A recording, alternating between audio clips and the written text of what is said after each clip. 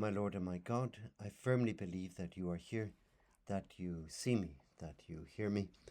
I adore you with profound reverence. I ask you for pardon of my sins and grace to make this time of prayer fruitful. My Mother Immaculate, Saint Joseph, my Father and Lord, my guardian angel, intercede for me. Well, today, the 3rd of May, is the feast of Saints Philip and James, two of the Apostles.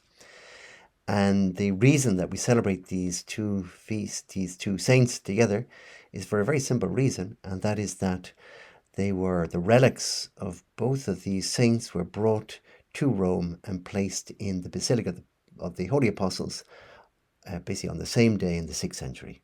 I'm afraid there's no greater reason that they share this day.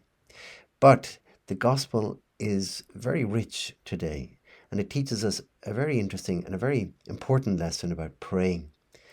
In the Gospel, we read how Jesus said to Thomas, he said, "I am the way, the truth, and the life. No one can come to the Father except through me. If you know me, you know my Father too." That's how it begins. A funny thing that Jesus doesn't say, he doesn't say, if you knew my teachings, or if you know my teachings, well then you know my Father too. He says, if you know me, you know my Father too. And later on, Jesus goes on to say, to have seen me is to have seen the Father. Again, Jesus doesn't say, for example, to have heard my doctrine, just to have seen me. What is Jesus telling us here? He's telling us not that doctrine is unimportant, it's really very important, but even despite it being so important for us, it is secondary. It is secondary to Jesus himself, the person. And as Christians, we are following and loving, and we would even die for a person, but not for a series of teachings which are abstract. We are following and loving and even giving our lives for a real person, and that person is Jesus Christ.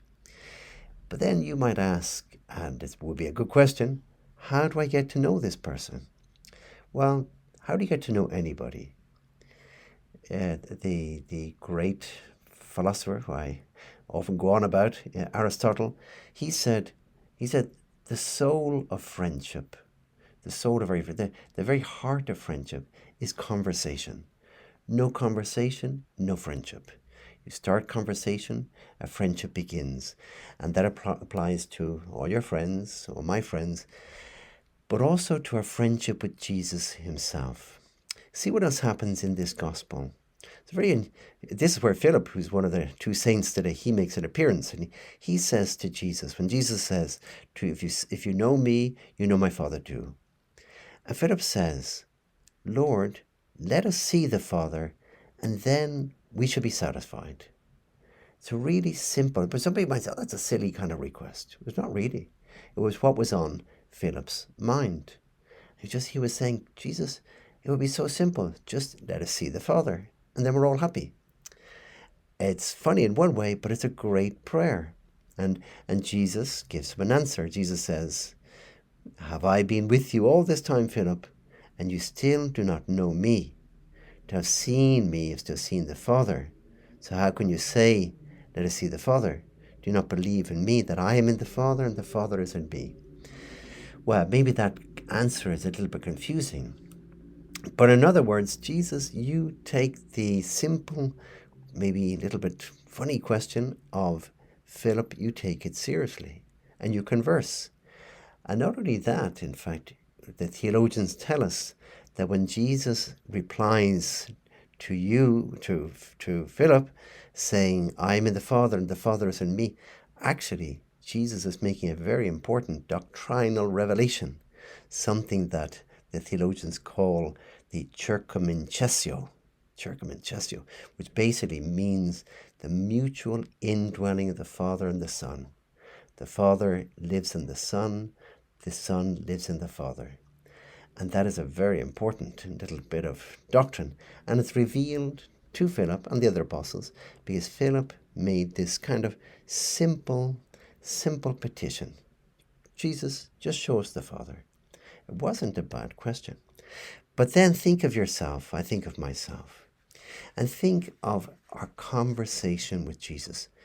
Not even call it prayer. And definitely when we start talking about contemplative prayer, mystical prayer, we're lost because we think, well, that's way above me. That's impossible. But if we just talk about conversation, the way that you would converse with your best friend.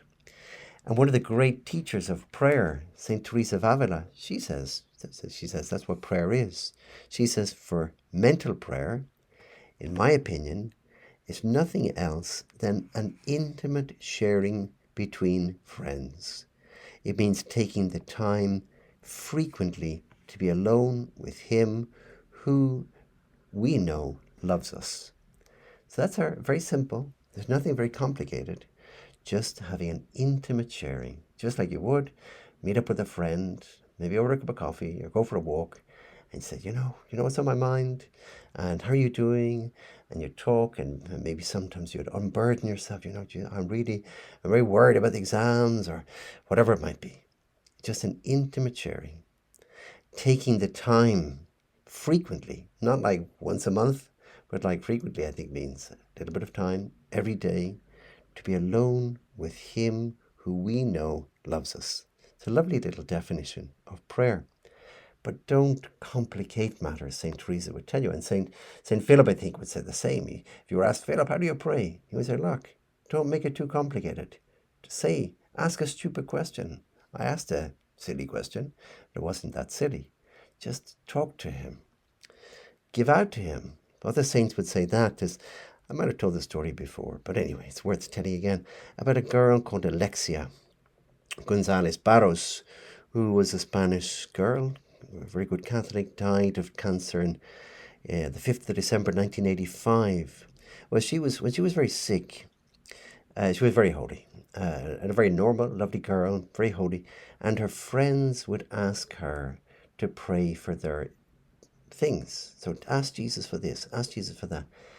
And it appeared that when Alexia asked Jesus, give my friend Carla something, give my other friend Maria this, they would get it. Jesus would grant the petition. And of course, she herself was praying very hard to be cured of her cancer. It was very hard. And she prayed and prayed and prayed. And she didn't get cured. And so one day, she was in her sickbed, and her mother was next door, in the room next door. And she wasn't exactly listening in, but you could hear Alexia praying in the next room. She was praying out loud. I think she just received Holy Communion. And she said to Jesus, Jesus, when I pray for things for my friends, you grant me those petitions. But when I pray for something for myself, her illness, you don't grant it to me. Well, you know what? I don't love you. And her mother was a bit shocked when she heard this and went into the room and said, Alexia, you cannot say that to Jesus. And Alexia very simply said to her mum, she said, Mother, don't be silly. Jesus knows I'm not serious. It's very nice. Just like you would say to a friend, I'm never talking to you again. Well, you're not serious. You're joking. And Alexia could talk to Jesus in that same way. So let's keep it simple. Keep prayer very simple. Jesus, I'm feeling tired. Jesus, I'm very happy. Jesus, this friend of mine needs something. Would you mind granting that? Etc., etc. The late Pope Francis has a lovely line about prayer. And it's very much like what Saint Teresa says about taking time frequently to be alone with him who we know loves us. Because that's the way Pope Francis put it. He said, let me ask you, are there moments when you place yourself quietly in the Lord's presence, when you calmly spend time with him, think 10 minutes with Jesus, when you bask in his gaze? Do you let his fire inflame your heart?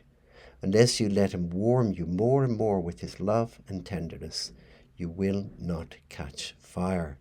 So it's very nice. So here we are in these 10 minutes. And maybe before we finish up, say something very simple to Jesus. Or ask him for something very simple for yourself, for somebody else, whatever it might be. But conversation, that's the soul of our friendship with Jesus. I give you thanks, my God, for the good resolutions, affections, and inspirations you have communicated to me in this meditation. I ask you for help to put them into effect. My Mother Immaculate, Saint Joseph, my Father and Lord, my guardian angel, intercede for me.